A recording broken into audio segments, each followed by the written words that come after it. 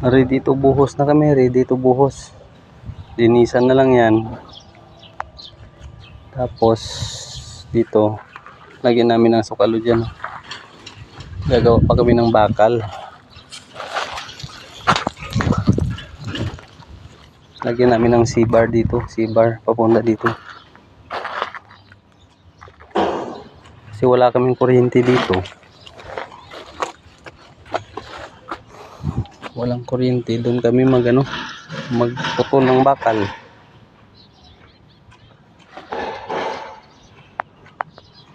So, tingnan natin.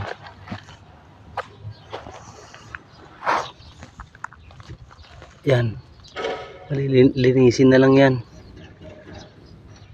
Pambuhusan. Okay na.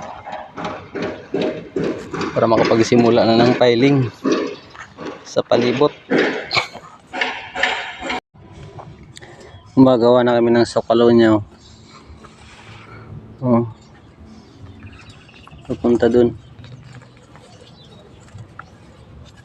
So makapagbuhos na kami bukas.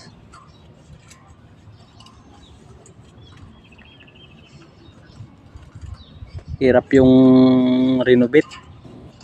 Mas mahirap yung nerobit kaysa yung kaysa yung simula talaga na layout.